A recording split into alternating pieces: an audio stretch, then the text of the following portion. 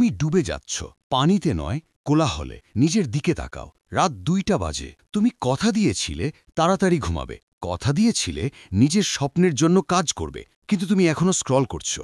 আর একটা ভিডিও, আর একটা মিমি, সস্তা ডোপামিনে তোমার মস্তিষ্ক ভাজা ভাজা হয়ে যাচ্ছে। আমার নাম মার্ক, এবং ৯৯% মানুষের মতো আমিও অ্যালগোরিদমের দাস ছিলাম। আমার অনেক বড় স্বপ্ন ছিল, কিন্তু আমার মনোযোগের ক্ষমতা ছিল গোল্ডফিশের মতো। আমি ব্যস্ত ছিলাম, কিন্তু প্রোডাক্টিভ ছিলাম না। আমি বেঁচে ছিলাম, কিন্তু জীবনটা যাপন করছিলাম না।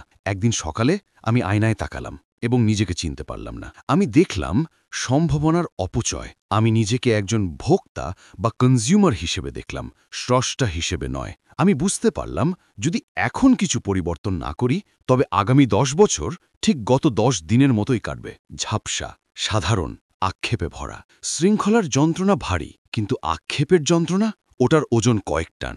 আমি নিজের সাথে একটা চুক্তি করার সিদ্ধান্ত নিলাম। ৩০ দিন, কোনো বিভ্রান্তি নেই, শুধু মনোযোগ। আমি এটার নাম দিলাম দ্য প্রোটোকল। প্রথম দিন শুরু হলো শুদ্ধি অভিযান দিয়ে। আমি অ্যাপগুলো ডিলিট করলাম, কনসোল খুলে ফেললাম, জাঙ্ক ফুড ফেলে দিলাম। মনে হচ্ছিল আমি নিজের শরীরের কোনো অঙ্গ কেটে ফেলছি। আমার মস্তিষ্ক আতঙ্কে চিৎকার শুরু করলো। ওটা চিনি চাচ্ছিল, ওটা নোটিফিকেশন চাচ্ছিল, ওটা আরাম চাচ্ছিল। বেশিরভাগ মানুষ এখানেই ব্যর্থ হয়, কারণ তারা মনে করে ইচ্ছা শক্তিই যথেষ্ট। আসলে তা নয়। তোমাকে তোমার পরিবেশ ডিজাইন করতে হবে।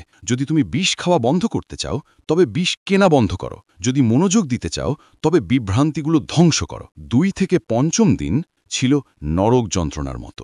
যখন তুমি বছরের পর বছর নিজের চিন্তা থেকে পালিয়ে বেড়াচ্ছ, তখন নীরবতাও খুব কোলাহলপূর্ণ মনে হয়। আমি ডেস্কে বসে কাজ করতে শেখার চেষ্টা করলাম, কিন্তু আমার মন ছিল বুনো বানরের মতো। আমার বিরক্ত লাগছিল, উদ্বেগ হচ্ছিল। আমি পকেটে হাত দিচ্ছিলাম এমন একটা ফোন চেক করার জন্য, যেটা সেখানে ছিল না। এটাই হলো উইথড্রল। এখানেই দুর্বলরা আবার স্ক্রিনে ফিরে যায়। কিন্তু আমি বসে থাকলাম, আমি দেয়ালের দিকে তাকিয়ে থাকলাম।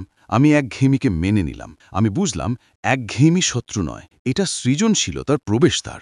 মনকে জয় করার জন্য আমাকে শরীরকে শাস্তি দিতে হয়েছিল। প্রতিদিন ভোর ৫টায় আমার অজুহাতগুলো জেগে ওঠার আগেই আমি বেরিয়ে পড়তাম, দৌড়াতাম, ওজন তুলতাম, ধাক্কা দিতাম। তোমার শরীর থামতে চায়, ওটা আবার বিছানায় ফিরে যেতে চায়। কিন্তু শরীরকে মেশিনের মতো ব্যবহার করো, পোষা প্রাণীর মতো নয়। ওটাকে আদর করো না, ওটাকে চালনা করো। যখন আমি দৌড়াতাম, মস্তিষ্কের কুয়াশা কাটতে শুরু করত। ঘাম আমার উদ্বেগ ধুয়ে দিত। আমি শুধু পেশি বানাচ্ছিলাম না, আমি আবার মনের ওপর শক্ত আবরণ তৈরি করছিলাম। ১০ম দিনে কিছু একটা বদলে গেল। কোলাহল থেমে গেল। আমি কাজ করতে বসলাম, এবং জীবনের প্রথমবার আমি ফ্লু স্টেটে বা গভীর মনোযোগে প্রবেশ করলাম। ২ ঘন্টাকে ২০ মিনিটের মতো মনে হল। আমি একটি নতুন দক্ষতা শিখছিলাম, কোডিং বা ডিজাইনিং, এবং সত্যি সত্যি সেটা বুঝতে পারছিলাম। আমার মস্তিষ্ক, যেটা সস্তা ডোপামিনের অভাবে ছিল, এখন কঠিন কাজের জন্য ক্ষুধার্ত হয়ে উঠল। আমি বুঝলাম, মনোযোগ একটা পেশির মতো, এবং প্রথমবার আমি সেটাকে কাজে লাগাচ্ছিলাম। আমি আর ব্যস্ত ছিলাম না, আমি কার্যকর ছিলাম। ১০ দিন পার হলো। আমি এখনো বিশ্ব জয় করিনি, কিন্তু আমি নিজেকে জয় করেছি। আমি ভোগ করা বন্ধ করে সৃষ্টি করা শুরু করেছি। কুয়াশা কেটে যাচ্ছে, কিন্তু আসল চ্যালেঞ্জ সামনে আসছে। মোটিভেশন তোমাকে শুরু করতে সাহায্য করে, কিন্তু অভ্যেস তোমাকে ধরে রাখে। শুরুর উত্তেজনা কমে আসছে, আর এখন আসল পরিশ্রম শুরু হবে। পরিস্থিতি কঠিন হলে কি আমি এটা ধরে রাখতে পারবো? যখন জীবন পাল্টা আঘাত করবে, সেটাই হলো পরবর্তী ২০ দিনের পরীক্ষা। ১২তম দিন, শুরুর সেই স্ফুল্লিঙ্গটা নিভে গেছিল। জীবন পরিবর্তন করার উত্তেজনাটা হারিয়ে গেছিল, আর এখন পড়েছিল শুধু কাজ।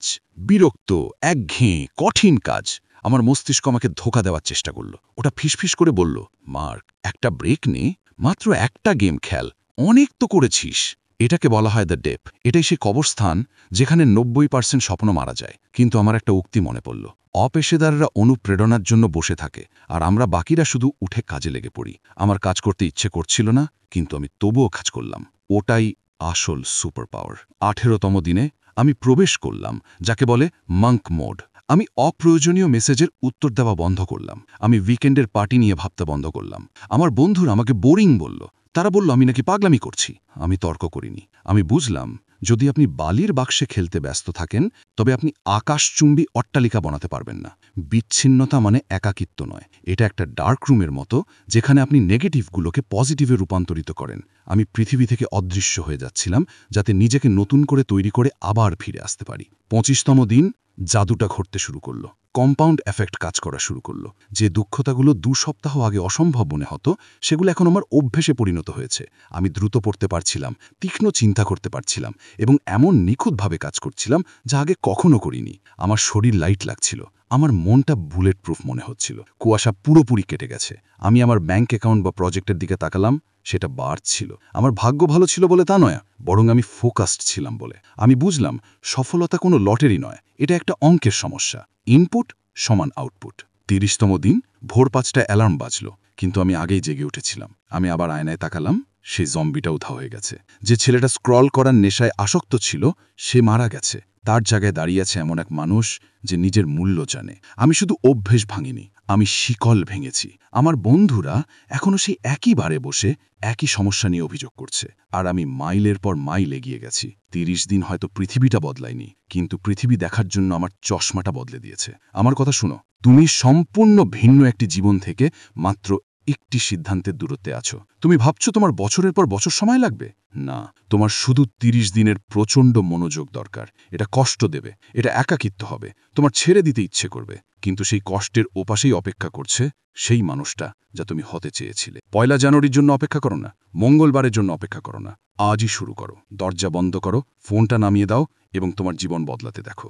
ঘড়ির কাঁটা চলছে, তুমি কি প্রস্তুত?